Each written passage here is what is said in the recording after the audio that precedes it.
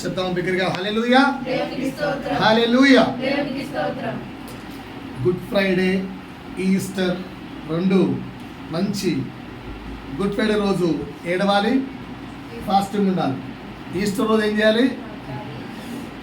ఆడి పాడి రంగులతో చల్లుకుంటూ ఆనందాన్ని సెలబ్రేట్ చేసుకోవాలి. రంగులతో,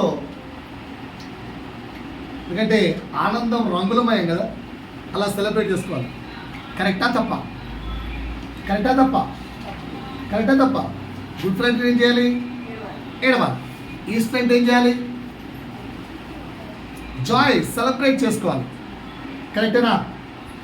కరెక్టేనా? ఒక చిన్న ప్రశ్న అడుగుతాను. ఏం నేర్చుకున్నాం మనం గుడ్ ఫ్రైడే అంటే? సిలువ, క్రీస్తు సిలువ మరణం నీకు అర్థమైందా అని అడిగాను. నీకు అర్థమైందా అని అడిగాను.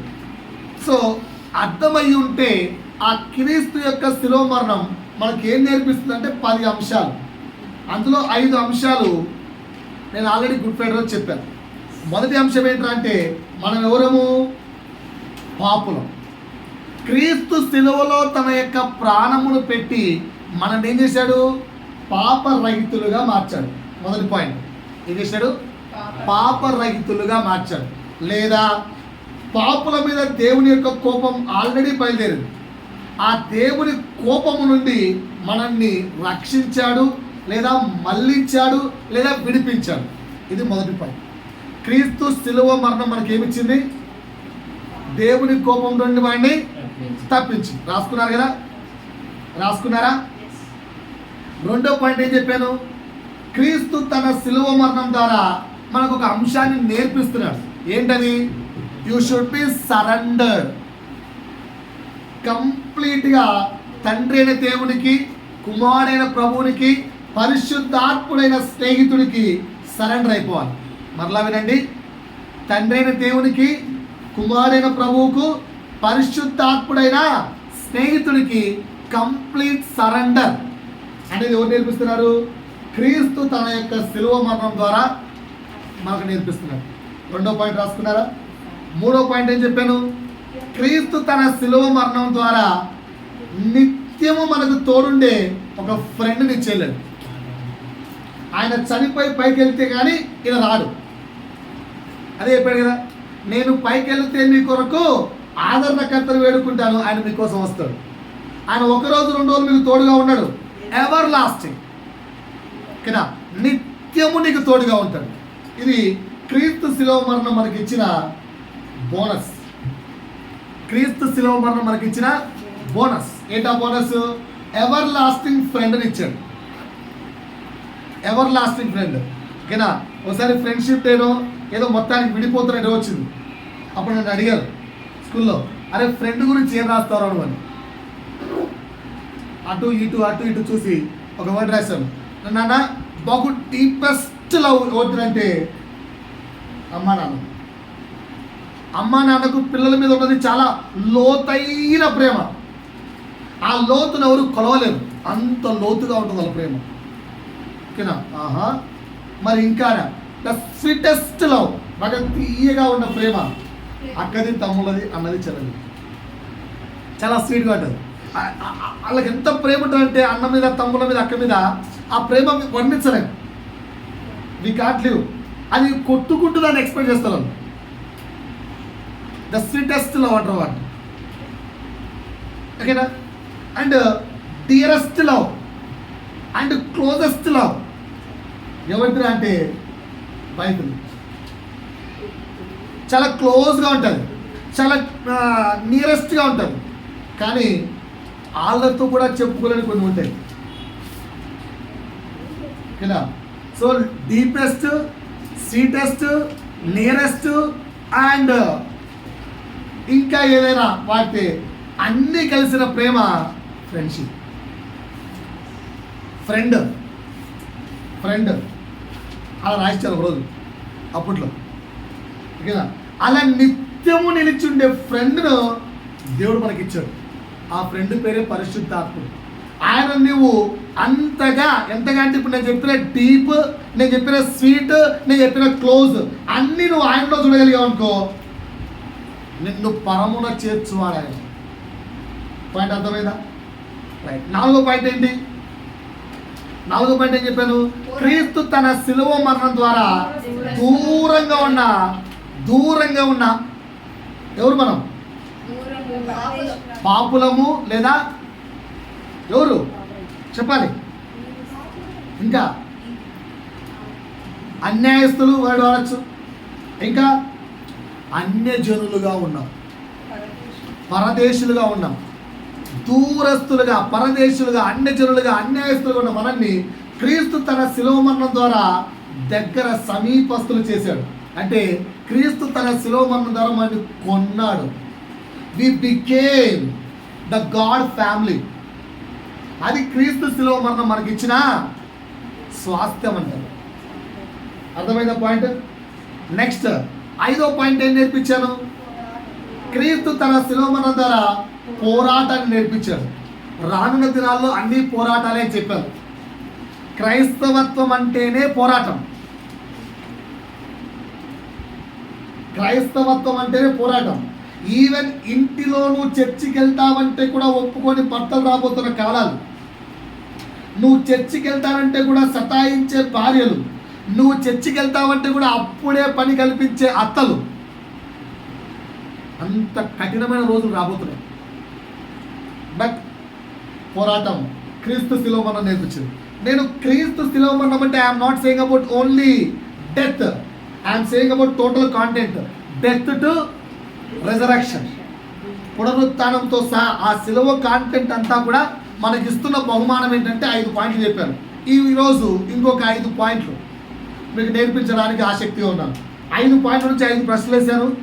ఎన్ని మార్కులు వచ్చాయో చెక్ చేసుకోమన్నాను. పాయింట్ అర్థమైందా? ఈరోజు 6వ మాట నేర్పిస్తున్నాను.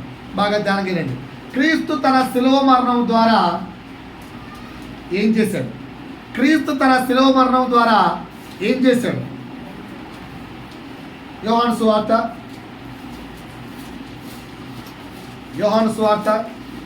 18వ అధ్యాయము 33 నుంచి 36 వరకు చదువుకుంటూ వెళ్దాం. పిలాతు తిరిగి అధికార మందిరంలో ప్రవేశించి యేసును పిలిపించి, యూదుల రాజువు నీవేనా? యూదుల రాజువు నీవేనా అని ఆయన అడగగా, yes or no ఆన్సర్. ఇప్పుడు పక్క వ్యక్తిని తట్టి నీ హృదయ రాజు ఎవరు అని అడగండి. ఏసా, సాతానా? మీ హృదయ రాజు ఎవరు? ఏసా, సాతానా? మీ హృదయం పైన రారాజు ఎవరు? నీ హృదయ అంతరంగంలో రాజుగా కూర్చున్న వ్యక్తి ఎవరు? ఏసా, సాతానా? ఆలోచించండి. యేసు నీ హృదయమందు రారాజుగా ఉంటే ఆ రాజు కింద పనిచేసే, ఆ రాజు కింద ఉండే ప్రజలు ఎలా ఉంటారో నిత్య సంతోషము, నిత్య సమాధానము, నిత్య ప్రేమ, ఈ 3 ఉంటాయి. క్రీస్తు రాజ్యములో క్రీస్తు రాజుగా ఉంటే ఆ రాజు పరిపాలిస్తున్న ఆ యొక్క కుటుంబములో, ఆ రాజు పరిపాలిస్తున్న ఆ రాజ్య నివాసులలో ఏముంటాయి? నిత్య సంతోషము, నిత్య సమాధానము, నిత్య ప్రేమ, ఈ 3 నీలో ఉంటే ఈ నీ హృదయానికి రాజు ఎవరంటే క్రీస్తు.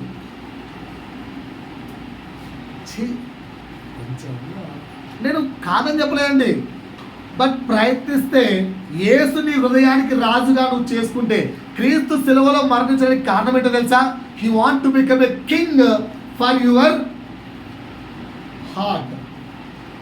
ఆయన శిలువలో మరణించింది నీ హృదయానికి రాజుగా మారడానికి. అక్కడ యూదుల రాజు నీవేనా, ఇక్కడ నీ హృదయ రాజు యేసేనా అని అడుగుతున్నాను. క్రీస్తు శిలువలో ఎందుకు మరణించాడు? 6వ పాయింట్. క్రీస్తు శిలువలో ఎందుకు మరణించాడు? క్రీస్తు తన శిలువ మరణం ద్వారా తన రాజ్య నివాసులుగా మనల్ని చేయడానికి, రాసుకోండి, తన రాజ్య నివాసులుగా మనల్ని చేశాడు. తన రాజ్య నివాసులుగా మనల్ని చేశాడు. ఎక్కడుంది పాయింట్? కొలస్సీ 1:13. డిస్కంఫర్టబుల్గా ఉంటే అక్కడ ఇంకో చైర్ ఉంది. ఆయన మనలను ఆ. అంధకార సంబంధమైన అధికారంలో నుండి విడుదల చేసి ఆ. తాను ప్రేమించిన తన కుమారుని యొక్క రాజ్య నివాసునిగా ఏం చేశాడు రాజ్య నివాసునిగా మాట అర్థమైంది. ఇప్పుడు తాను ప్రేమించిన తన ప్రియ కుమారుడి యొక్క రాజ్య నివాసులుగా చేశాడు. ఆ రాజ్యములో ఉంటే ఏముంటాయని చెప్పాను? నిత్య సంతోషము, నిత్య సమాధానము, నిత్య ప్రేమ. రాసుకోండి. క్రీస్తు రాజ్య నివాసులకు ఉండేది 3. నువ్వు ఇప్పుడు క్రీస్తు రాజ్య నివాసివా కాదా అనడానికి కొన్ని క్వాలిఫికేషన్స్ చెప్తాను. ఆ క్వాలిఫికేషన్స్ ఉంటేనే నువ్వు ఆయన యొక్క నీకు ఆయన రాజు, నువ్వు ఆయన రాజ్యంలో నివాసి. క్రీస్తు అయితే చనిపోయింది ఎందుకు? నిన్ను ఆ రాజ్య నివాసిగా చేయడానికి. He gave right for you. నువ్వు ఉంటావా ఉండవా నువ్వు డిసైడ్ చేసుకో. ఇప్పుడు నేను ఆధార్ కార్డు నీకు ఇస్తానని చెప్పానండి, ఓకేనా? తీసుకోవడం తీసుకోకపోవడం ఎవరి నిర్ణయం? తీసుకోవడం తీసుకోకపోవడం ఎవరి హక్కు? నీ ఇష్టం. తీసుకుంటే తీసుకోలేదలే, నువ్వు తీసుకున్నంత మాత్రాన. బట్ కండిషన్స్ ఏంటి? ఆ రాజ్యమునకు సంబంధించిన హక్కుదారుడు నువ్వు కాదు. అర్థమైందా? సో క్రీస్తు శిలువ మరణం ఇచ్చిన 6వ బెనిఫిట్ ఏంటి చెప్పండి? మనలను ఆయన రాజ్య నివాసులుగా చేశాడు. ఇది పాయింట్. ఆ రాజ్య నివాసులకు ఉండే క్వాలిఫికేషన్స్ ఏంటి? మొదటి క్వాలిఫికేషన్ రాసుకోండి, నిత్య సంతోషము. నిత్య సంతోషం. సెకండ్ క్వాలిఫికేషన్ ఏంటి? నిత్య సమాధానం ఉంటుంది. కుటుంబంలో భర్త వచ్చి లాగి నిత్తే ఇక్కడ మాత్రం సంతోషం ఉంటుంది. శరీరానికి మళ్ళీ సంతోషం ఉంటుంది చెప్పట్లేదు నేను. ఇంట్లో గొడవలు ఉండి ఏమేనండి, మనస్సులో హృదయంలో యేసు ఉంటే హృదయం మాత్రం సంతోషంగా ఉంటుంది, హృదయం మాత్రం ఆనందంగా ఉంటుంది. అది చెప్తున్నాను. నిత్య సంతోషము, నిత్య సమాధానం. ఎక్కడ సమాధానం ఉందన్నా? ఈ కూతుర్లు చూస్తే ఇట్ట, ఈ కొడుకు చూస్తే ఇట్ట, ఆడు చూస్తే అత్త, వీడు ఉప్ప అన్నీ ఉన్నా ముళ్ళ కంప మీద కూర్చున్నట్టున్నా కూడా నీ మనసులో మాత్రం సమాధానం ఉంటుంది. ఎందుకు? హృదయములో సమాధానకర్త ఉన్నాడు రాజుగా. చుట్టూ ఎట్లంటే ముళ్ళ కిరీటం మీద కూర్చున్నా కూడా, ఆ ముళ్ళుల మీద కూర్చున్నా కూడా సమాధానంగా ఉంటుంది. రైట్. 3వ క్వాలిఫికేషన్, నిత్య ప్రేమ ఉంటుంది. ఎవరి మీద నీకు శత్రుత్వం ఉండదు, ఎవడు నీకు శత్రువు ఉండదు, ఎవరిని శత్రువుగా భావించవు. అది కుటుంబ సభ్యులు కానీ, బంధువులు కానీ, ఇరుగు పొరుగు వారు కానీ, ఎవరిని నువ్వు శత్రువుగా భావించవు. అందరినీ ప్రేమిస్తావు. నిత్య ప్రేమ ఉంటుంది. 4వ క్వాలిఫికేషన్. 4 కూడా ఉన్నాయి మేడం. 4వ క్వాలిఫికేషన్ ఏంటి? 4వ క్వాలిఫికేషన్ అంటే ఆయన రాజ్యం భూమి మీద పరలోకందా? భూమి మీదనా పరలోకం మీదనా? సో ఆయన రాజ్య నివాసికి ఎప్పుడు పరలోక దృష్టి ఉంటుంది. పరలోక దృష్టి ఉంటుంది. Qualification heavenly wisdom. ఏంటా క్వాలిఫికేషన్? పరలోక దృష్టి ఉంటుంది. 5వ qualification, Jesus is the first priority ఉంటుంది. యేసే మొదటి ప్రాధాన్యత. ఆయన ఆరాధన, ఆయన క్రియలు, ఆయన పనులే మొట్టమొదటి ప్రాధాన్యతగా ఉంటాయి. ఈ క్వాలిఫికేషన్స్ ఉన్నాయి అంటే యు ఆర్ వాట్? నువ్వెవరు? దేవుని యొక్క రాజ్య నివాసివి. ఇప్పుడు ప్రశ్న ఇక్కడ, ఈ పాయింట్ చెప్పాను. క్రీస్తు శిలువ మరణం మనకేమిచ్చింది? మనలను దేవుని రాజ్య నివాసులుగా చేసింది. 100% చేసింది, ఓకేనా? బట్ నా ప్రశ్న ఏంటంటే, ప్రజెంట్ ఈ క్వాలిఫికేషన్తో నువ్వు నివాసిగా ఉన్నావా? అది నా ప్రశ్న. ఆన్సర్ ఏమొచ్చింది? మాకు వచ్చిందా?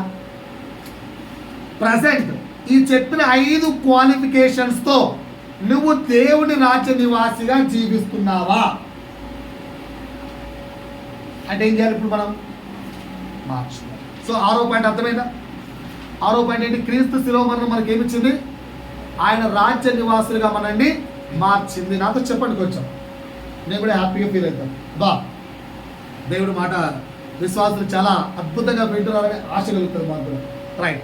7వ పాయింట్, ఏడవ పాయింట్ క్రీస్తు తన శిలువ మరణం ద్వారా వెల్లడి చేసింది ఏంటి అంటే రాసుకోండి. 7వ పాయింట్, క్రీస్తు తన శిలువ మరణం ద్వారా వెల్లడి ఏం చేశాడంటే తండ్రి కుమార పరిశుద్ధాత్ముడి ప్రేమ, నిత్య ప్రేమ తెలియజేస్తుంది. క్రీస్తు తన శిలువ మరణం ద్వారా ఏం చెప్పాడు?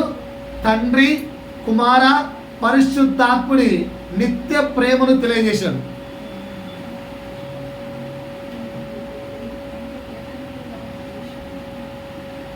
ఓకేనా? రెఫరెన్స్ ఎఫ్ఎస్సి 1వ అధ్యాయము 4 నుంచి 12 వరకు చదువుదాం. ఎట్లనగా ఆ. తన ప్రియుని యందు ఆ. తాను ఉచితముగా మనకు అనుగ్రహించిన తన కృపా మహిమకు కీర్తి కలుగునట్లు ఆ. తన చిత్త ప్రకారమైన దయా సంకల్పము చొప్పున ఆ. యేసుక్రీస్తు ద్వారా తనకు కుమారులుగా స్వీకరించుటకై ఎవరిగా స్వీకరించుటకు కుమారులుగా రాజ్య నివాసులు ఒక పాయింట్ చెప్పాను. ఇక్కడ ఇంకా గ్రేట్ వర్డ్ చెప్తున్నాడు. ఏంటది? కుమారులుగా గ్రేట్ వర్డ్ చెప్తున్నాడు. ఏమని? మనల్ని ఆయన కుమారులుగా మార్చాడట. ఎవరి కుమారులుగా? తండ్రి అయిన దేవుని కుమారుడు ఎవరు? యేసు. యేసు. కానీ ఆయన శిలువ మరణం ద్వారా మనం ఏమైపోయాం? మనం కూడా ఆయన కుమారులం అయిపోయాం. ఎంత గొప్ప దండెత్తి ఇచ్చాడో చెక్ చేసుకోండి. క్లియర్ చదవండి సార్ మళ్ళీ. ఎట్లనగా ఎట్లనగా ఆ. తన ప్రియుని యందు తాను ఉచితముగా మనకు అనుగ్రహించిన తన కృపా ఏమన్నా మనం డబ్బులు కట్టామా? ఏమన్నా డబ్బులు పే చేశామా? ఏం చేయలేదు. ఉచితముగా మనకు అనుగ్రహించిన తన కృపా మహిమకు కీర్తి కలుగునట్లు తన చిత్త ప్రకారమైన దయా సంకల్పము చొప్పున ఎవరి ద్వారా? యేసుక్రీస్తు శిలువ మరణము ద్వారా. తనకు కుమారులుగా స్వీకరించును. రైట్. ఇంకొక పాయింట్ ఉంది, అక్కడికి వెళ్ళండి. మనలను ముందుగా తన కోసము ముందుగానే నిర్ణయించుకున్నాడు. మనము తన ఎదుట పరిశుద్ధులమును నిర్దోషులమై ఉండవలెనని ఆ. జగత్ పునాది వేయబడక మునుపే ఆ. ప్రేమ చేత ఆయన క్రీస్తులో మనల్ని ఏర్పరచుకొనెను. ఏం చేశాడండి? ప్రేమ చేత క్రీస్తులో మనల్ని ఆల్రెడీ ఏర్పరచుకున్నాం. అందుకే ఇక్కడ 7వ పాయింట్ ఏం చెప్పాను? క్రీస్తు శిలువ మరణము మనకేమిచ్చింది? ఏం తెలియజేసింది? తండ్రి కుమార పరిశుద్ధాత్ముడు ముగ్గురి యొక్క నిత్య ప్రేమను తెలియజేసింది. ముగ్గురు చేశారన్న ఓన్లీ సిలువలో మరణించింది యేసు ఒక్కడే కదా. తండ్రి ప్రేమ ఏంటో తెలుసా? నీ కొరకు తన కుమారుని ఇచ్చేశాడు. ఇప్పుడు ఫర్ ఎగ్జాంపుల్ ఆ తమ్ముడికి దెబ్బలు పడాలనుకో, బాగా అలా చేస్తున్నాడు, ఓకేనా? స్టిక్ తీసుకొని టపా 2 కొట్టాలి. ఆ అక్క మా తమ్ముడిని కొట్టకు, నన్ను కొట్టు అంటదా? సర్లే, ఆ తమ్ముడికి ఇప్పుడు బాగా ఎట్లా అంటే చల్ల పడాలి. అలా పడాల్సిన దెబ్బలకు ఆ మమ్మీ నా తమ్ముడిని కొట్టకు, నా కూతురు కొట్టు అంటదా? ఏ తండ్రి ఎదుటి వారి కొరకు, ఏ తల్లి ఎవరో కొరకు తన బిడ్డలను మరణానికి అప్పగించేంతగా ఎవరు లేరు. కానీ తండ్రైన దేవుడు పాపులమైన మన కొరకు పరిశుద్ధుడైన తన కొడుకును మరణానికి అప్పగించాడు. మరణానికి కూడా కాదు, అపవాది చేతికి అప్పగించాడు. అది ఆయన ప్రేమ, అది ఆయనకు మన మీద ఉన్న ప్రేమ, అది ఆయనకు మన మీద ఉన్న నిజమైన ప్రేమ. అది నీకు అర్థమైతే తండ్రిని ఎప్పుడు విడువ. తండ్రి ప్రేమ అర్థమైన వాడు బహు రోషము కలిగిన క్రైస్తవుడిగా జీవిస్తాడు. బహు రోషం ఎలా ఉంటుంది తెలుసా? అసలు తప్పంటే అని అసహించుకునే వాడిగా ఉంటాడు. తండ్రి ప్రేమ అంత ఉత్తమమైంది. కుమారుడు ఏ విధంగా ప్రేమ చూపించాడు? తన ప్రాణాన్ని సిలువకు అప్పగించేంత ప్రేమ. మామూలు నరకం కాదది. పోయిన శుక్రవారం చెప్పాను, అంత ఘోరమైన సిలువకు తాను యాక్సెప్ట్ చేశాడు. Yes I'm ready. ఎందుకు? నిన్ను నన్ను ప్రేమిస్తున్నాడు కనుక. అంటే పరిశుద్ధాత్ముడు చూపించే ప్రేమ ఏంటన్నా? ఒకరోజు బాగా వేదోపం చేశాడు, భరించండి. బాగా అల్లరి ఒకరోజు భరించండి. అబ్బా పాస్టర్ గారు ఇన్ని భరించలేకున్నాం సార్. ఒక రోజుకే భరించలేకపోతే నువ్వు మంచోడువా? మనం మంచోళ్ళమా? మనం మంచోళ్ళమా? మరి పరిశుద్ధాత్ముడు 24/7 మన పక్కన భరిస్తాడు. పాయింట్ మీకు అర్థమైందా? తండ్రి కుమారుడిని ఇచ్చాడు, కుమారుడు ప్రాణం పెట్టాడు, పరిశుద్ధాత్ముడు నువ్వు చనిపోయి మట్టిలో కలిసిపోయే వరకు ఏ క్షణమైనా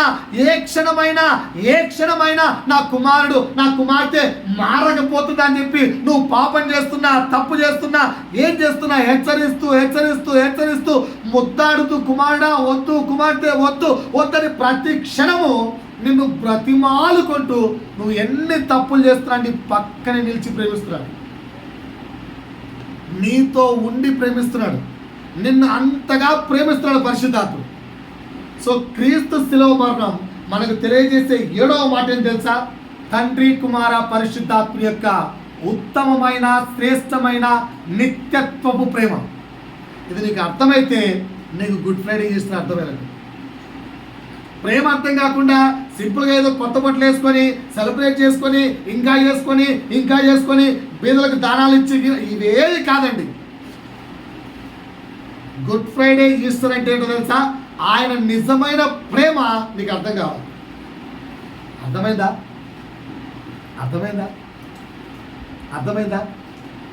చెప్పలేంటండి. అర్థమైందా? ఈ ప్రేమ అర్థమైతే ఈస్టర్ గుడ్ ఫ్రైడే దేవుడు కోరుకున్నట్టుగా చేసుకుంటారు, యేసు కోరుకున్నట్టుగా చేసుకుంటారు. ఏదో రొటీన్గా 3 గంటల వరకు, రొటీన్గా 4 గంటల వరకు ప్రమాణమే 3 గంటలు ఆయను, అప్పుడు కరెక్ట్గా తెరవబడెను, అదిగో సూర్యుడు కమ్ముకొనెను. ఆ టైంలో కమ్ముకున్నాయండి, ఇప్పుడు కమ్ముకోవు. ఇప్పటికీ పిల్లలు తెలుసా 3 అయితే ఇలా చూస్తున్నారు. ఏమైందిరా ఆకాశం చూస్తారంటే ప్రమాణమే 3 గంటలకు సూర్యుడు కమ్ముకోలేని బైబిల్లో రాయబడిందట. అందుకని ఎవ్రీ గుడ్ ఫ్రైడే అంటే ఇప్పుడు ఒకవేళ ఈ గుడ్ ఫ్రైడే కమ్ముకోలేదు అనుకో అంటే అర్థమేటప్పుడు దేవుడు చనిపోవడం అబద్ధమనే. మనమే మన పిల్లలకు అర్థము తెలియని గుడ్ ఫ్రైడే నేర్పిస్తున్నాం. అసలు నిజంగా ఈస్టర్ గుడ్ ఫ్రైడే అంటే ఏంటో కూడా అర్థము మనము తెలుసుకోక మన నెక్స్ట్ తరానికి కూడా ఇంకా మూఢాచారములు నేర్పిస్తున్నాం.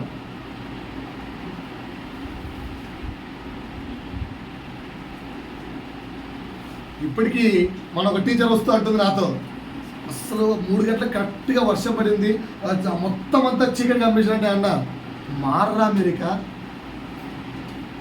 అనుకున్నా సార్ నువ్వు అదే అంటావని. మరి అంతే కదా, ఇంకెప్పుడు మారుతారు? ఏమి ఉండవు. కానీ క్రీస్తు శిలువ నీలో, ఆయన పెట్టిన ప్రాణ త్యాగము నీలో ఏం కావాలని నేర్పించాడు, ఏం కావాలని పెట్టాడు, అది రావాలి, ఆ ప్రేమ రావాలి. సో ఇప్పుడు 7వ ప్రశ్న ఏంటి? 7వ మాట ఏంటి? క్రీస్తు తన శిలువ ద్వారా ఏం నేర్పించాడు? తండ్రి కుమార పరిశుద్ధాత్ముడి యొక్క నిత్యత్వపు ప్రేమ నీకు నేర్పించాడు, తెలియజేశాడు. ఇక్కడ ప్రశ్న ఏంటంటే గలతీలకు రాసిన పత్రిక 2వ అధ్యాయము 19-21. ఇక్కడ ఒక వ్యక్తి ఉన్నాడు భయ్యా. ఎవరా వ్యక్తి? ఆగమ్మ ఒక్క నిమిషం ఆగమ్మ. ఇక్కడ ఒక వ్యక్తి ఉన్నాడు. ఎవరా వ్యక్తి? గలతీలకి లేఖ రాసిన వ్యక్తి ఎవరు? పౌలు. ఆ పౌలుకి ఈ 3 ప్రేమ అర్థమైంది. మనకు అర్థమైందో లేదో మీరు డిసైడ్ చేసుకోండి. పౌలుకైతే ఈ 3 ప్రేమ అర్థమైంది. అర్థమైన తర్వాత ఆయన చెప్పిన కన్క్లూజన్ 2 ముక్కల్లో చెప్తాను, అది చదవండి. ఆయన ఏం చెప్పాడు కన్క్లూజన్? అమ్మా, నేనైతే దేవుని విషయమై జీవించు నిమిత్తము ధర్మశాస్త్రము వలన ధర్మశాస్త్రము విషయమై చచ్చిన వాడనై. ఏమయ్యాడు? చచ్చిన వాడనై. రూల్స్లు, ఆచారాలు, నామమాత్రపు క్రైస్తవత్వము, నామమాత్రపు ఆచారపు అలవాట్లు, ఏదో routine life of Christmas, routine life of Easter, routine life of Good Friday చచ్చిపోయాను నేను. I died. నాకు ఎలాంటి క్రైస్తవత్వం వద్దు, నేను చచ్చిపోయాను. ఇక నేను నా కొరకు వీళ్ళు చూపిన ప్రేమ నాకు అర్థమైంది కనుక ఇక నేను ఎలా బ్రతుకుతానంట చూడండి. నేను క్రీస్తుతో కూడా సిలువ వేయబడి ఉన్నాను. నేను క్రీస్తుతో కూడా సిలువ వేయబడి ఉన్నాను. Can you say this word? Can you say this word? అమ్మా, తండ్రి ప్రేమ అర్థమైందన్నావు, కుమారుడి ప్రేమ అర్థమైందన్నావు, పరిశుద్ధాత్ముడి ప్రేమ అర్థమైందన్నావు. పౌలులాగా ఈ వర్డ్ చెప్పగలవా? అర్థమైతే ఈ వర్డ్ రావాలి నీ నోట్లోంచి. నేను క్రీస్తుతో కూడా సిలువ వేయబడ్డాను. Can you say this word? Can you say this word? చెబితే మార్కేసుకోండి. ఇది కన్క్లూజన్. నేను క్రీస్తుతో కూడా సిలువ వేయబడ్డాను, ఇకను జీవించువాడను నేను కాదు, క్రీస్తే నా యందు జీవించుచున్నాడు. ఈ పాయింట్ నువ్వు హార్ట్ఫుల్గా చెప్పగలిగితే నీకు 7వ మార్క్ వచ్చినట్టు. టిక్ చేసుకున్నావా? ఏంట్రా టిక్ చేసుకున్నావా? ఏం చెప్పారు?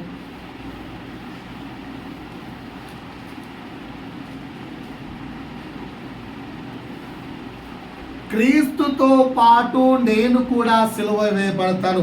ఇంకా క్లారిటీగా అర్థం కావాలంటే అదే గలతీలకు రాసిన పత్రిక 6వ అధ్యాయము 14వ వచనంలోకి వెళ్తే ఇంకా స్పష్టంగా చెప్పాడు. అయితే ప్రభువైన యేసుక్రీస్తు సిలువ యందు తప్ప మరి దేని యందును అతిశయించుట నాకు దూరమగును గాక. I am a rich person, దూరమగును గాక. I am a strong person, దూరమవును గాక. నా అంత బలవంతుడు లేడు, దూరమవును గాక. నాకు ఎంత అందగానే లేడు, దూరమవును గాక. నాకున్నంత హ్యాండ్సమ్ పర్సన్, అబ్బా, దూరమవును గాక. నేనే ప్రపంచ సుందరిని, దూరమవును గాక. దేని యందు నాకు అతిశయమొద్దు. ఐ విల్, నాతో దేవుడున్నాడు, దీని యందు నేను ఆనందిస్తాను.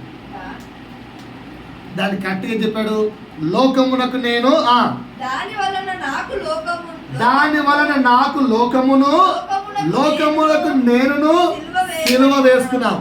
లోకమున్నట్టు నేనున్నాను, నేనున్నట్టు లోకం ఉండాల్సిన అవసరం నాకు లేదు. నేను క్రీస్తులా ఉంటాను, క్రీస్తులా జీవిస్తాను. ఇది ప్రేమ అర్థమైతే. ఈ పాయింట్ అర్థమైందా? పాయింట్ వచ్చిందా? మార్క్ వచ్చిందా? వాస్తవం మాట్లాడాలి. మార్క్ వచ్చిందా? నోరుతో, తలతో కాదు. ఓకేనా? నేను ఎప్పుడు పిల్లలు చెప్తున్నాను, సంక్రాంతి గంగిరెద్దులా తలలు ఊపకండి. మాకు దేవుడు నోరు ఇచ్చాడు. ఓకేనా? లేదంటే ఎస్ఐయా మా నోరు కట్ చేయి అన్నాడు. ఇంకా ధైర్యం లేదు కదా, మరి తలలు ఊపకండి, మాట్లాడండి. లేదంటే అపవాది వాక్యాన్ని దొంగలించేస్తారు, అప్పుడు విన్నా వేస్ట్. నోరుతో మాట్లాడాలి. 7వ పాయింట్ అర్థమైందంటే 8వ పాయింట్కి వెళ్తాను. క్వశ్చన్ ఏంటి? ఇక మీదట నేను లోకమునకు సిలువ వేసుకున్నాను, ఇక మీద జీవించువాడు క్రీస్తే అని నువ్వు చెప్పగలిగితే ఎస్, లేదంటే నో. రెఫరెన్స్ నేను ఇచ్చాను, గలతీ 2:19-21 లేదా గలతీ 6:14. 7వ పాయింట్ అర్థమైందా? 8వ పాయింట్, క్రీస్తు తన శిలువ మరణం ద్వారా మనకు నేర్పించిన 8వ పాయింట్ ఏంటి తెలుసా భయ్యా? 8వ పాయింట్, అపవాదిపై విజయాన్ని నేర్పించాడు. అపవాదిపై ఏం నేర్పించాడు? విజయం. ఇప్పుడు ఒకసారి నా వైపు చూసి అందరూ చెప్పండి, నువ్వు గెలిచిన వాడవా, ఓడిపోయిన వాడవా? యేసు సిలువలో తన ప్రాణమును పెట్టి నీకు ఏమిచ్చాడంటే జయమిచ్చాడు. అందుకే ఏం పాడతాం పాటలు ఈరోజు? ఓకేనా? ఏం పాడతాం? విజయ గీతము మనసార నేను పాడన. ఎందుకు ఆ పాట? నా విజయముకై ప్రాణ త్యాగము చేశావు నీవు. ఏమిచ్చాడండి యేసయ్య? ఏమిచ్చాడండి యేసయ్య? చెప్పండి, ఏమిచ్చాడు? అపవాది పైన మనకు జయాన్ని ఇచ్చాడు. అపవాది ఆయుధాలు చెప్తాను, ఈ ఆయుధాలు ఏవి మనలో ఉండకుండా ఉంటే మనం జయం పొందుకున్నట్టు. ఓకేనా? ఓకేనా? ఓకేనా? ఇంకా బాగా అర్థమయ్యేటట్టు చెప్తాను. ఇప్పుడు ఆ చిన్నోడు ఉన్నాడుగా, చిన్నోడు అని ఇలా పైకేసాం అనుకో, ఏమంటాడు? అరుస్తాడు. రెండోసారి పైకేస్తే తిడతాడు. మూడోసారి పైకేస్తే నోరు మూసుకు ఆపండి. అదే వాళ్ళు డాడీ ఇస్తాడు అనుకో, నవ్వుతాడు. ఎందుకట్లా? నేను మనుషులం కాదా? వాళ్ళ డాడీ కంటే బలంగా ఉన్నాం కదా, కొడుకున్నాం, బయట ఉన్నాం, బలంగా ఉన్నాం కదా. మనం పట్టుకోలేము, నా సొంత ఉన్నాడు పట్టుకుంటాం కదా. కానీ మనం వేస్తేనేమో ఏడుస్తాడు, వాళ్ళ డాడీ వేస్తేనేమో బ్రహ్మాండంగా అవుతాడు, ఆడుకుంటాడు. డాడీ వన్స్ మోర్ అంటాడు. ఎందుకంటే ఎందుకు? కానీ బైబిల్ మనకి ఇచ్చే రుజువు ఏంటో తెలుసా? మేబీ ఏ పేరెంట్ ఇప్పటివరకు అలా పిల్లలు కింద పడలేదా? పడ్డారు చాలాసార్లు. Maybe A parent can fail you. Parent కూడా మిమ్మల్ని ఫెయిల్ చేయొచ్చు, నీ బంధువులు కూడా నిన్ను ఫెయిల్ చేయొచ్చు. నీకు చెప్పాను కదా, the deepest love, closest love, nearest love అని ఫ్రెండ్ గురించి. ఆ ఫ్రెండ్ కూడా నిన్ను మోసం చేసి ఫెయిల్ చేయొచ్చు. కానీ నేను ఎన్నడూ ఫెయిల్ చేయని ఏకైక ఫ్రెండ్ నా యేసు. ఆయన ఎప్పుడు నిన్ను ఫెయిల్ చేయడు, ఎప్పుడు ఫెయిల్ చేయడు నిన్ను. 24/7 ఎవ్రీ టైం నువ్వు గెలవాలన్నదే ఆయన ఆశ. కావాలంటే ఆయన ఓడిపోతాడు, నిన్ను మాత్రం ఓడిపోలేడు. అంతటి గొప్ప దేవుడు. ఆయన చనిపోయి మనకు అపవాది పైన విజయాన్ని, జయాన్ని, గెలుపునిచ్చాడు. వేటి మీద గెలుపునిచ్చాడు అంటే కొన్ని చెప్తాను, ఎక్కువ చెప్పలేను. ఎందుకు కొన్ని అంటే రాసుకుంటూ పోతే ఒక పాస్టర్ ఏటి మీద నాకు దేవుడు గెలిపించాడు, నేను రాసుకుంటాను కూర్చొని రాసుకున్నాట. 360 రాశాడట. రాసి ఇంకా వస్తుంటే ఆపేషన్. ఏం రాశాడంటే తీయండి ఒకసారి చెప్తాను. ఏప్రిల్కి రాసిన పత్రిక ఈ పాయింట్ నుంచి ఇది రాసుకున్నాం అనమాట. ఏప్రిల్కి రాసిన పత్రిక 12వ అధ్యాయము 1వ వచనం. ఎంత గొప్ప అంటే వీళ్ళందరూ గెలిచిన వాళ్ళు. ఇంత గొప్ప సాక్షి సమూహము మేఘం వలె మనకు సాక్ష్యం ఉంది. ఏమని? యేసు నిజమైన స్నేహితుడురా, ఆ యేసు నిజమైన స్నేహితుడుగా మేము కలిగి ఉండి మేము గెలిచాము, అపవాదిని మేము గెలిచామని ఇంతమంది సాక్ష్యాలు బైబిల్లో ఉన్నారు. అబ్రాహాము గెలిచాడు, ఇస్సాకు గెలిచాడు, యాకోబు గెలిచాడు, యూసఫ్ గెలిచాడు, మోషే గెలిచాడు. వాళ్ళందరి పేర్లు ఇక్కడ ఉన్నాయి. రేపు నువ్వు గెలిస్తే నీ పేరు కూడా పరలోక రాజ్యం అందున్న జీవ గ్రంథం అందు ఉంటుంది. అలా గెలవడానికి నీకు ఇచ్చిన హక్కు ఎవరు ఇచ్చారు? క్రీస్తు ఇచ్చారు. కానీ వేటి మీద గెలవడానికి ఇది గెలవమ్మా? ప్రతి భారమును సులువుగా చెక్కులు పెట్టు పాపమును. చాలా ఈజీగా మనని పాపంలో పడేసే సాతాను వెపన్స్ ఉన్నాయేసావా, వాటిపైన క్రీస్తు తన శిలువ మరణం ద్వారా మనకు జయాన్ని ఇచ్చాడు. ఏంటబ్బా అపవాది నన్ను ఈజీగా పడేసేటి అని రాసుకుంటూ వెళ్తే ఆ వ్యక్తిలో 360 పాపాలు కనిపించాయి. నన్ను సాతాను ఈజీగా పడేసే ఆ వెపన్స్ ఏంటి? ఏం చెప్తే నేను ఈజీగా పడిపోతాను, దేనికి నేను ఈజీగా పడిపోతాను, దేనికి నేను ఈజీగా. అప్పుడప్పుడు యంగ్స్టర్స్ అంటాం, ఆ అమ్మాయిని పడాడు అని చెప్పురా, అంత టాలెంట్ ఉందా అంటే మనం మాటలు అట్ట అంటే పడిపోతుంది అమ్మాయి. యంగ్స్టర్స్ ఎప్పుడు డైలాగులు చెత్తరాబరా అమ్మాయిల డైలాగులు ఏంటి? ఆడెంత మన అందరి 2 నిమిషాలు ఉంటుంది అబ్బా. అదే ప్రశ్నిస్తున్నాం భయ్యా. అపవాది ఏం చెప్తే నువ్వు పడిపోతావు చెప్పమంటారు? కొన్ని చెప్తాను, ఓకేనా? ఇది మీకు ఉంటే గెలవడానికి ప్రయత్నించండి, వీటిని తీసేయండి. మొదటిది, బిర్యానీ చూపిస్తే పడిపోతాం. తిండి పడిపోరా? చెక్ చేసుకోండి, మీకేమన్నా అలాంటి బలగెత్తుందేమో.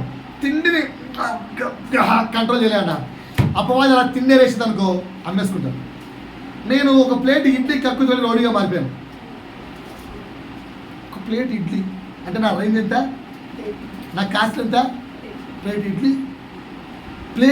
ఇడ్లీ పెట్టిన పాపానికి ఆడు చెప్పిన అన్ని వెధవ పనులు చేశాను. ఈ వెధవ పని ఆ వెధవ పనులు లేకోకుండా అక్కడి దాకా ఏది జైలు దగ్గరికి. అప్పుడు గుర్తుకుని ఓరండి వీడికి ఎవడు నాకు వీడు ఏమవుతుందని చెప్పి నేను ఇంకోసం చేయాలి. ఎందుకు చేయాలి నేను? అది మా అమ్మ నాన్న తెలియకోకుండా. అంటే మనం దేనికి పడిపోయాం? తిండికి పడిపోయాం. నల్లటలో ఉన్నారు అట్లటోళ్ళు. ఫ్రెండ్ తిండి పెడితే, ఫ్రెండు ఈరోజు రంజాన్ అని పిలిస్తే పోయేవాళ్ళు ఎవరన్నా కక్కుర్తి పడేవాళ్ళు, లేదంటే లడ్డు అని తినేవాళ్ళు. ఉండని చూసుకోండి. తిండికి ఇవన్నీ సాతాను సింపుల్గా సులువుగా చిక్కులు వీటి మీద మనం గెలవాలి. రెండోది అపనమ్మకం, అనుమానం. ఉన్నాయి మీ లైఫ్లో అపనమ్మకం, అనుమానం. భార్య మీద అపనమ్మకం, భర్త మీద అపనమ్మకం. ఎవరితో మాట్లాడుతున్నావు ఏంటి, ఎవడు వాడు, ఎందుకు మాట్లాడుతున్నావు? ఈ డైలాగులు వస్తున్నాయంటే మూడు పొగిడితే పడిపోతారన్న. నువ్వు తోపు, నువ్వు తుడుము, నువ్వు సూపరు, నువ్వు భలే వాక్యం చెప్తా ఉంటావు అనుకో, పడిపోయి పాస్టర్. మీరు వాక్యం సూపర్ అంటే పడిపోయి పాస్టర్. వాక్యం చెప్పింది పాస్టర్. ఎవరు నిల్చున్నా పరిశుద్ధాత్ముడు పలికిస్తే వస్తాయి. ఆయన పలికిలేదనుకో ఏమి రావు. కనుక వాక్యం చెప్పింది పరిశుద్ధాత్ముడా మనిషా? మరి వాళ్ళు వచ్చిన నువ్వు తోపు తుడుమంటే ఎందుకు పడిపోతున్నావు? ఏం చెప్పారు పాస్టర్ వాక్యం? అది ఏం చెప్పారు? పడిపోవట్లేదా?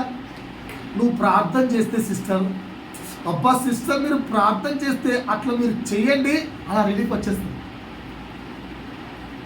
పడిపోతారా? సిస్టర్ ఏం ప్రార్థన చేస్తారు సిస్టర్? లోపల పొంగిపోరా? చెప్పండి. మీరు పాటలు భలే పాడతాడు బ్రదర్, పొంగిపోరా? నెక్స్ట్ వారం పాటలు పోతే చర్చి క్యాన్సల్. ఒక చర్చిలో ఒక సిస్టర్ అట్లా ఇచ్చినట్ట, ఒక వారం పాటలు అడిగిందంటే ఇచ్చారట. రెండో వారం వీలని చెప్పి ఒక 6 నెలల తర్వాత కనిపించారట ఆ సిస్టర్. ఏమమ్మా చర్చికి రావాలంటే మీరు చర్చికి వస్తే పాటలే రేపు మీరు ఎవరు రావాలి అయిందట. పాటల కోసం వస్తారు చర్చికి. 4 ఆశీర్వాదాలు ఎరగా వేసిందనుకో పడిపోరా? మా చర్చికి వస్తే ఆశీర్వాదాలు గ్యారెంటీ అని బోర్డు పెట్టారనుకో, ఆ చర్చికి మీరు పోరా? బాయపడి మా చర్చికి వచ్చిన వారికి ఆశీర్వాదములు, స్వస్థతలు, విడుదలలు కంపల్సరీ. లేని ఎడలా ఓకేనా 1,00,000 రూపాయలు ఇవ్వబడును. అది అక్షయ చెప్పింది. ఆ చర్చికి వెళ్తారా ఇలా? ఆన్సర్ చెప్పాలి నా వైపు. వెళ్ళి ఏమీ లేకపోయినా అన్నీ ఉన్నాయని చెప్పి బాగా చెప్పి 1,00,000 రూపాయలు తీసుకోము. ఆశీర్వాదాలు ఎరేస్తే అమ్మేసుకుంటాం అన్నట్టు మనం. అబద్ధాలు చెప్తే అబద్ధాలు చెప్పరా? ఉన్నాయా లేవా? ఇంకా అబద్ధాలు ఉన్నాయా లేవా? ఉన్నాయి అబద్ధాలు. 2 లోకపు ఆశలు కొన్ని ఉన్నాయా లేవా? అదే నేత్రాశ, శరీరాశ, జీవపు డమ్మము ఉన్నాయా లేవా? రెచ్చగొడితే రెచ్చిపోతారా? రెచ్చగొడితే రెచ్చిపోరా? నువ్వు ఉన్నావన్న బలంతో కదరా, నువ్వు నా వెనక్కున్నావనే కదరా నువ్వు నా వెనక్కున్నావంటే ఇట్లా అయిపోవా? యంగ్స్టర్స్, బూస్టర్స్ కదా. అప్పుడు వెళ్ళి బాడీ బిల్డర్ కూడా కొట్టము. ఆడు రెచ్చగొడితే వాక్యము చేత భ్రమపరిస్తే మోసపోరా? ఇవన్నీ సాతాను వెపన్స్. వీటన్నిటిపైన యేసు జయాన్ని ఇచ్చాడు. యేసును సాతాను మోసం చేయగలిగిందా? వీటన్నిటి మీద క్రీస్తు మనకు జయాన్ని ఇచ్చాడు. అందుకనే పౌలు ఒక వర్డ్ అన్నాడు. ఆ వర్డ్ ఏంటి? నాతో పాటు కొరింథీయులకు రాసిన పత్రిక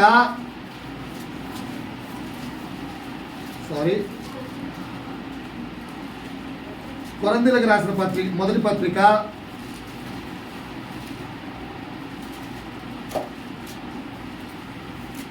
2వ పత్రిక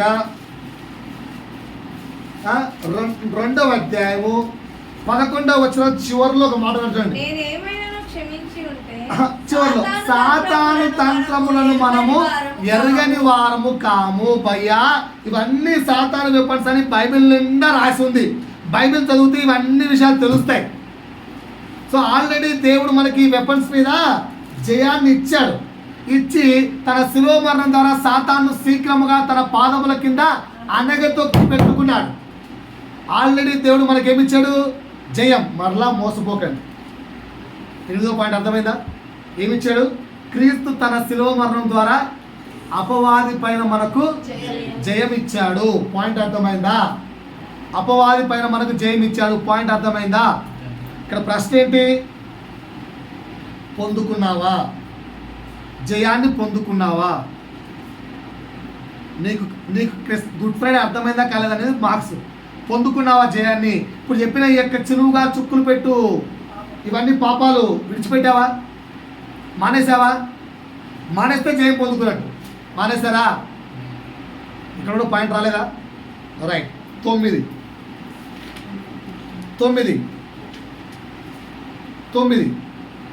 క్రీస్తు తన శిలువ మరణం ద్వారా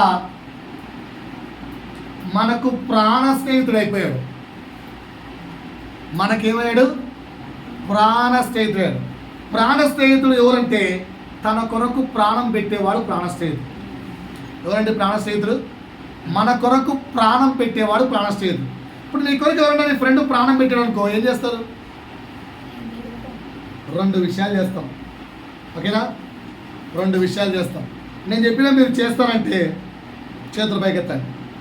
నేను చెప్పినా మీరు చేస్తానంటే చేతుల పైకెత్తండి. 1, ఎవ్రీ ఇయర్ నా ఫ్రెండ్ మరణాన్ని జ్ఞాపకం చేసుకుంటాను. ఉన్నారు ఎవరన్నా? నీ కొరకు నీ ఫ్రెండ్ చనిపోతే వాడి మరణాన్ని నేను ఎవ్రీ ఇయర్ సెలబ్రేట్ చేస్తాను. చేతులెత్తను ఉంటే వాడి మరణాన్ని నేను జ్ఞాపకం చేసుకుంటాను. వాడు నా కొరకు చనిపోయాడు. ఆ డేట్ నేను ఎప్పటికీ మర్చిపోను. కరెక్టేనా? ఉన్నారా అలాంటి వాళ్ళు? 2 అట్లే పెట్టాలి. చేయించమని చెప్పలేదు. 2 వాడి మరణాన్ని ఫెస్టివల్ లాగా సెలబ్రేట్ చేస్తా. అనాథలు పిలిచి అన్నం పెడతా. ఎందుకంటే నా కోసం చనిపోయాడు. వాడి మరణము నాకు జీవం ఇచ్చింది కనుక వాడి మరణపు రోజును నేను గ్రాండ్గా సెలబ్రేట్ చేసుకుంటా. ప్రార్థన పెడతా. 1000 మందికి ఆహారం పెడతా. ఉన్నారా? అందరూ పాస్టర్ చేస్తాం. పాస్టర్ మీ దగ్గర మాత్రం చేస్తాను. చాలా డేంజర్. ఎప్పుడు కలుసుకోవాలి. మంచిగా ఎత్తారా అండి? పాయింట్ ఎత్తానే కాదు. ఉన్నారా? లేరా? మీ కొరకు ప్రాణం పెడితే డేట్ కూడా గుర్తుపెట్టుకోరా.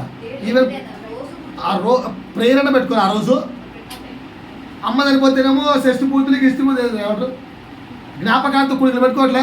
మరి అట్లా జ్ఞాపకాంత కుడికలు పెట్టరా? మరి చేయండి. రైట్. 3 1 out of 365 days 360 రోజుల్లో వాడు చనిపోయిన ఒక్కరోజు మాత్రం వాడిని తనివి తీరా జ్ఞాపకం చేసుకున్నా. రోజంతా ఏడుస్తూ ఉంటాం కావాలంటే. చేయరా? లేరండి అలాగా? మీరంతా కావాలంటే వాడి కోసం ఫాస్టింగ్ ఉంటాం. వాడి ఆత్మకు శాంతి చేకూర్చాలని ఫాస్టింగ్ ఉంటాం. అవును. ఉన్నారా? ఎవరు లేరా? ఫాస్టింగ్ ఉంటారా?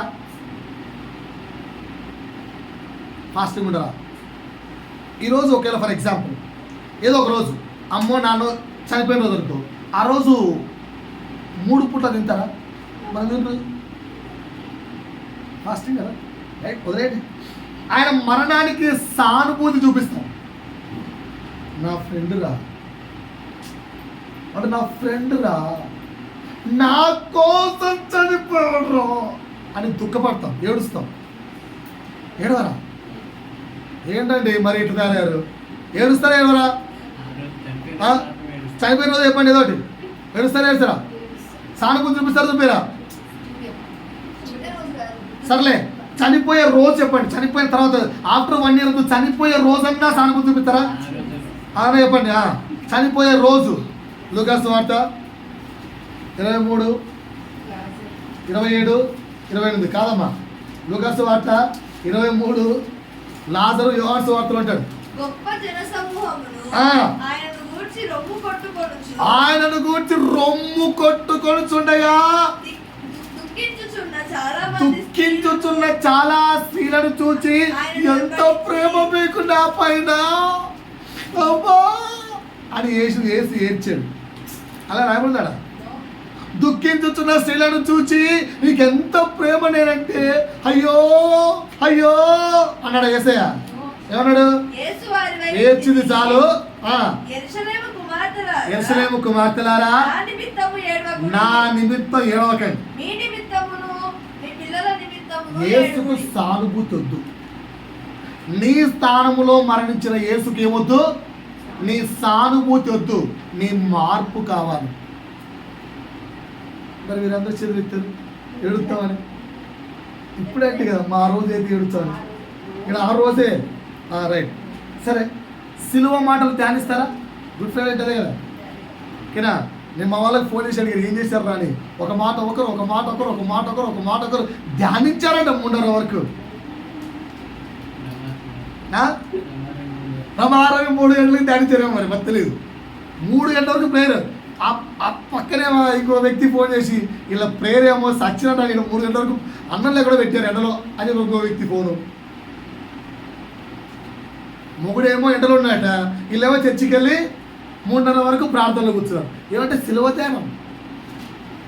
ఇంకా ఆఫ్టర్ 3 days ఏమొస్తుంది? ఈరోజు ఈస్టర్. కొత్త బట్టలు వేసుకోరా? వేసుకోవట్లే, మానేశారు అనమాట అయితే. రైట్. ఓకేనా? 2 గుడ్ ఫ్రైడేకి ముందు లేదా గుడ్ ఫ్రైడే ఆ 3 రోజులు మాంసం తినం, మందు ముట్టం. అదే మాంసం తినం, మందు పుట్టం. ఇవి కొందరు విన్నాను. పెళ్ళిళ్ళు చేసుకోం. ఓకేనా? ఇంకోటి ఏమన్నా తెలుసా? భార్యతో సంసారం చేయనన్నాడు. నేను అడిగా, అరే అదేంటి సార్ అట్లా అన్నారంటే, రే లెంట్ డేస్ రా, లెంట్ డేస్ ఎవరైనా భార్యతో సంసారం చేస్తారా? బుద్ధి అడిగు, అసలు పాస్టర్ అయినారా? అదేంటి సార్ అట్లా? ఛీ, లెంట్ డేస్ దుక్కు తినాలరా, భార్యతో సంసారం చేయకూడదు సార్. మరి కాన్పు పరిశుద్ధమైనది చెప్పి బైబిల్లో రాసింది కదా సార్. భార్యతో సంసారం చేయుట పరిశుద్ధమైనది చెప్పి బైబిల్లో రాసింది కదా సార్. దేవుడు చెప్పాడు కదా సార్. నీకేం అర్థం కాదు బైబిల్, ఎందుకు వస్తారో పాస్టర్లు ఏమో అని వెళ్ళిపోయాడు. ఏమంటే లెంట్ డేస్, దేవుడు చనిపోయిన రోజు కదా. సరే యేసు ఫాస్టింగ్ చేశాడా? మరి ఆయన చేయని ఫాస్టింగ్ మీకు ఎందుకు? ఫాస్టింగ్లు, మాంసం తిరగపోవడాలు, అది మందు దాకపోవడాలు, పెళ్లి చేసుకోకపోవడాలు, దాంపత్య జీవితం బంధులు, కొత్త బట్టలు, సిలువ ధ్యానాలు, ఇదే మనం చేస్తున్నాం గుడ్ ఫ్రైడే. ఇప్పుడు నేను చెప్పినవే. కానీ యేసు కోరుకుంటున్న గుడ్ ఫ్రైడే అది కాదు. ఒక వ్యక్తి మన స్థానములో మరణిస్తే, నీ స్థానములో నీ కొరకు నీ స్నేహితుడు మరణిస్తే, ఆ యేసయ్య మరణిస్తే యేసు కోరుకుంటున్న మొదటిది మార్పు. 2 365 days ఆయన వ్యక్తిగా నువ్వు బ్రతకాలని. నాట్ 1 day, ఏదో గుడ్ ఫ్రైడే ఒక్కరోజు కాదు, టోటల్ 365 days. శరీరం పైన జయము, పని కొరకు నీవు కలిగిన విశ్వాసం పెంచుకోవాలని ఆచరణ. 6 నూతన స్వభావం. 7 క్రీస్తు నియమమును పాటించి జీవించడం. ఇది క్రీస్తు కోరుకుంటున్నాడు. లెంట్ డేస్లు, దుఃఖ దినాలు, సిలువ ధ్యానాలు ఇవేవి ఆయన కోరుకోలేదు. సానుభూతి, కొత్త బట్టలు ఇవేవి ఆయన కోరుకోలేదు. ఆయన కోరుకునేది ఏంటి? మార్పు. 2ది ఎవ్రీడే రిమెంబరెన్స్ ఆఫ్ క్రాస్. సిలువ ప్రతిరోజు గుర్తుండాలి. 3 నీ శరీరం మీద నీకు విజయం రావాలి. 4 దేవుని యొక్క పనిలో నువ్వు విశ్వాసాన్ని పెంచుకోవాలి. 5 ఆయన యొక్క వాక్యాన్ని ఆచరించాలి. 6 నూతన స్వభావాన్ని ధరించుకోవాలి, కొత్త బట్టలు కాదు, నూతన స్వభావం. 7 క్రీస్తు నియమాన్ని పాటించాలి. ఇది క్రీస్తు కోరుకుంది. మార్పు వచ్చిందా? ఇటున్నారా? ఇటున్నారా? ముందు చెప్పిన 7లో ఉన్నారా? ఇప్పుడు చెప్పిన 7లో ఉన్నారా? చెప్పాలి సార్. ముందు చెప్పిన 7లో ఉన్నారా? ఇప్పుడు చెప్పిన 7లో ఉన్నారు. ముందు చెప్పిన 7లో ఉంటే క్రీస్తు నుండి నా స్నేహితుడా అని పిలవడు. ఇప్పుడు చెప్పిన 7లో ఉంటే క్రీస్తు నుండి నా స్నేహితుడా అని పిలుస్తాడు. క్వశ్చన్, క్రీస్తు నుండి స్నేహితుడా అని పిలుస్తాడా? అలా నువ్వు ఉన్నావా? అలా నువ్వు ఉన్నావా? క్రీస్తు నిన్ను స్నేహితుడా అని పిలిచినట్టుగా ఇప్పుడు చెప్పిన 7 క్వాలిటీస్ నీకు ఉన్నాయా? ఉంటే మార్క్ వేసుకోండి. లాస్ట్ది క్రీస్తు శిలువ మరణం చెప్పిన 10వ పాయింట్ చెప్తున్నాను. చూడండి, కనిపిస్తుంది? కనిపిస్తుందా? కనిపిస్తుందా? కనిపిస్తుందా? ఏంటయ్యి? ఇక్కడ నువ్వు ఉన్నావు కింద, ఇక్కడ నుంచి 2 మార్గాలు వచ్చాయి. క్రీస్తు శిలువ మరణం నిత్య జీవ మార్గాన్ని ఓపెన్ చేసి పెట్టింది. ప్రవేశించడం ప్రవేశించకపోవడం నీ పని. క్రీస్తు శిలువ మరణం ఏం చేసింది? నిత్య జీవ మార్గాన్ని ఓపెన్ చేసి పెట్టింది. ఇటొక మార్గం, ఇటొక మార్గం. ఇటు మార్గంలో ఏమున్నాయో చెక్ చేసుకో, ఇటు మార్గంలో ఏమున్నాయో చెక్ చేసుకో. ఇటు మార్గంలో ఏమున్నాయంటే కొంచెం దూరం వెళ్ళిన తర్వాత ముళ్ళ పొదలు ఉన్నాయి. ఏమున్నాయి? ముళ్ళ పొదలు. ముళ్ళ పొదలు దేనికి సాదృశ్యం అంటే శ్రమలకు సాదృశ్యం, బాధలకు సాదృశ్యం, వేదనకు సాదృశ్యం, దుఃఖానికి సాదృశ్యం. నీ లైఫ్లో ఇవి ఉంటాయి. కొంచెం జర్నీ చేస్తే, ఇంకొంచెం దాన్ని దాటుకొని ఇంకొంచెం ముందుకెళ్తే సముద్రం ఉంది. సముద్రం దేనికి సాదృశ్యం అంటే సముద్రం దేనికి సాదృశ్యం అంటే ఆర్థిక ఇబ్బందులు వస్తాయి, అవమానాలు వస్తాయి, ప్రయాసం వస్తాయి. ఇంకోటి ఏంటంటే మునిగిపోయే స్థితి నీకు వస్తుంది. మరణమే దారి అనిపించేంతగా నీకు శ్రమలు వస్తాయి. దాన్ని కూడా దాటుకొని ముందుకు వెళ్ళాలనుకుంటే వెళ్తే నెక్స్ట్ ఏం వస్తాయంటే కారు చీకటిలో నిండిన అడవి వస్తుంది. కారు చీకటిలో నిండిన అడవి. అడవి దేనికి సాదృశ్యం అంటే అవసరతలు లేని స్థితి, అంటే మినిమం కూడా లేని స్థితి, వ్యతిరేకతలు. శరీరం పూర్తిగా నలిగిపోతుంది. ఎందుకంటే ఆ అడవిలో నువ్వు నిద్రపోలేవు, నిద్ర సరిగా పట్టదు. ఎందుకంటే దోమలు అన్నీ కుడుతుంటాయి, నిద్ర పట్టదు. సో శరీరం నలిగిపోతుంది, ఆహారము సరిగా ఉండదు, శత్రువులు ఎక్కువైపోతారు, అంధకారంలో నువ్వు ఉండిపోతావు. ఇది ఈ మార్గం. ఎంతమందికి నచ్చింది ఈ మార్గం? నేను చెప్పినవన్నీ లైఫ్లో ఉంటాయి. ఈ మార్గం ఎంతమంది కాల్ చేద్దాం? ఓకేదా? సరే, ఇటుపక్క మార్గం చెప్తాను. లైఫ్ నిండా ఎంటర్టైన్మెంట్స్ ఉంటాయి, నో స్ట్రగుల్. లైఫ్ నిండా విలాసవంతమైన జీవితం ఉంటుంది, నో ప్రాబ్లం. డబ్బులు ఫుల్గా ఉంటాయి, కానీ ఆర్థిక ఇబ్బందులు ఉండవు. నువ్వు కోరుకున్న వస్తువులతో నీ ఇల్లు కలకల్లాడిపోతూ ఉంటుంది. ఓకేనా? వ్యసనాలు, ఆచారాలు సమృద్ధిగా ఉంటాయి. నెక్స్ట్ హ్యాపీనెస్ ఫుల్గా ఉంటుంది. నెక్స్ట్ ఒక విలాసవంతమైన ఇల్లు, కారు, ఇంకా ఏమైనా కావాలంటే ఇంకా లగ్జీరియస్ లైఫ్ ఉంటుంది. ఇప్పుడు అది ఈ మార్గం. లెఫ్ట్ సైడ్ ఏ మార్గం కావాలి నీకు? ఏ మార్గం కావాలండి? ఇక్కడ ఉన్నది నువ్వే. ఇటు వెళ్తావా? ముళ్ళులు, సముద్రము, కీరకారణ్యం అంటే అడవి. ఇటు వెళ్తేనేమో సోఫిస్టికేటెడ్ లైఫ్. ఏది కావాలి? యేసు నమ్మితే ఏది వస్తుంది అనుకుంటారు? ఇటు చూస్తే ఇవన్నీ తీసుకొని ఇక్కడికి వెళ్ళామనుకో, డెటర్లో ఏముంది తెలుసా? అగాధం ఉంది. ఇటు అగాధం ఉంది, ఇటు అగాధం ఉంది. ఇవన్నీ అనుభవిస్తే వెళ్తే లాస్ట్కు నువ్వు పడిపోయే అగాధంలో, డెడ్ అండ్ అగాధంలో పడిపోతావు. ఇవన్నీ ముళ్ళులు, పక్కన గొడ్డలు పెట్టాను చూడండి. ఎందుకు? యేసు ఎంత మంచోడంటే నీ జీవితంలో శ్రమలు వచ్చిన వెంటనే ఆ ముళ్ళులను నరకడానికి పక్కన ఆయుధం పెడతాడు. అది నువ్వు యేసు దగ్గర కూర్చొని కన్నీటితో ప్రార్థన చేస్తే నీ పక్కనే ఆయుధం ఉంటుంది. అది నువ్వు చేయవు. అందుకు ఈ శ్రమలు చూసి భయపడతావు అంతే. పక్కన ఉన్న ఆయుధాన్ని తీసుకో. ఇంకొంచెం ముందుకెళ్ళి సముద్రంకి వెళ్తే మునిగిపోయే స్థితి అనుకుంటావు, కానీ పక్కనే పడవ ఉంది చూడండి. పక్కనే పడవలు పెట్టాను అంటే అర్థం ఏంటి? యేసు నావగా మారి, అందుకే క్రీస్తు నావలో నువ్వు ఉన్నావా అని అడుగుతారు. యేసు నావగా మారి నేను వేస్తాడు, దాటిస్తాడు. నువ్వు దానికి ఒప్పుకో. చిన్న పడవ కదా, టైం పడుతుంది, బట్ దాటిస్తాడు కంపల్సరీ. ఇంకా ముందుకెళ్తే ఏముంది? అడవి, అంధకారం. కానీ దాని పక్కన వేసే తెలుసా? చేదు నీటిని ద్రాక్షారసంగా మార్చే చెట్టును పెడతాడు దేవుడు. ఇజ్రాయెల్ జనాంగానికి పెట్టాడా పెట్టలేదా?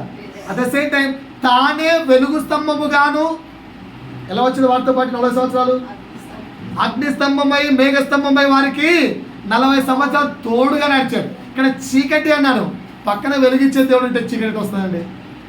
ఇవేవి చూడం. ఇంతసేపు ఉన్న చదువుతున్న దీని మీదనే ధ్యానం పెట్టారు కానీ ఇటు పక్క బొమ్మలు అబ్జర్వ్ చేశారా? దేవుడు ఇలా నిన్ను గెలిపించుకుంటూ ఈ అగాధం దగ్గరికి వచ్చిన తర్వాత తన సిలువనే పాటగా మార్చి నిత్యరాజ్యానికి చేరుస్తాడు.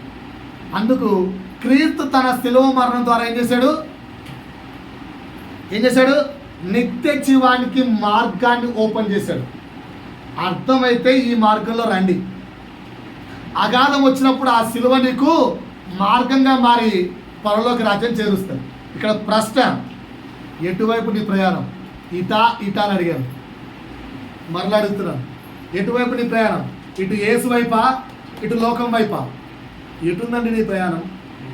సిలువ మరణం నీకు అర్థమైందా? అర్థమైతే నీ ప్రయాణం ఇటువైపు ఉంటుంది. అర్థం కాకపోతే నీ ప్రయాణం దీనిపైన ఉంటుంది, లోకపు ఆశల మీద ఉంటుంది. దేని మీద ఉన్నావు? దేంతో ఉన్నావు? సమాప్తం. 10 విషయాలు చెప్పాను, మరలా 10 విషయాలు రివైజ్ చేస్తున్నాను. గుర్తు చేసుకోండి. చివరిగా క్రీస్తు శిలువ మరణం మనకి ఏం నేర్పించింది? మొదటిది, నువ్వు పాపరహితుడు అని తెలియజేసింది. 2, కంప్లీట్ సరెండర్ కావాలని నేర్పించింది. 3, నీ కొరకు ఎవర్ లాస్టింగ్ ఫ్రెండ్ ఉన్నాడని నేర్పించింది. 4, దూరంగా ఉన్న మనల్ని సమీపస్తులుగా చేసింది. 5, పోరాటం నేర్పించింది. 6, నిత్య రాజ్య వారసులుగా మార్చింది. 7, తండ్రి కుమార పరిశుద్ధాత్మ దేవుని యొక్క ఉత్తమమైన శ్రేష్టమైన నిత్యత్వపు ప్రేమను తెలియజేసింది. 8, అపవాదిపై మనము గెలిచాము అన్న విషయాన్ని, జయాన్ని రుచి చూపించింది. 9, మన కొరకు యేసు ప్రాణ స్నేహితుడై ఉన్నాడని చెప్పింది. 10 నిత్య జీవానికి మార్గాన్ని ఓపెన్ చేసింది. వెళ్దామా వద్దా? పక్క వ్యక్తి అడగండి. గినా సార్ ఇప్పటి వరకు వెళ్ళకపోతే, లాస్ట్ పాయింట్ చెప్తున్నాడు, ఇప్పటి వరకు చెప్పిన 10 పాయింట్లు నీకు మార్కులు రాకపోతే, ఏ 10 ప్రశ్నల్లో కూడా నువ్వు గెలవకపోయి ఉంటే, ఏ 10 ప్రశ్నల్లో 10కి 10 మార్కులు రాకుండా ఉంటే, సమయం ఇంకా మించిపోలేదు. Still time is there. మారు సోదరి, స్టిల్ టైమ్ ఈస్ దేర్. యూట్యూబ్లో పెట్టారు, మరలా ఓపెన్ చేసుకుని వినండి. Still time is there. మారకపోతే, ప్రయాణం ఇటువైపుకు నువ్వు మార్చుకోకపోతే, నా మాట, పరిశుద్ధాత్ముడు నీకు చెప్పమన్న పరిశుద్ధాత్ముని మాట నేను మీకు అందించేస్తాను. ప్రయాణం చూస్ చేసుకొని ఆ 10 విషయాలు అర్థం చేసుకొని ప్రభు కొరకు బ్రతకాల్సింది నువ్వే. నువ్వు నీ కుటుంబాన్ని మార్చుకోవాల్సిన బాధ్యత కూడా నీదే. పరిశుద్ధ బలం ద్వారా ప్రభు మన దగ్గరికి వస్తున్నాడు. సిద్ధపడండి, ప్రార్థనాపూర్వకంగా సిద్ధపడదాం. దేవుడు మమ్మల్ని దీవించును గాక.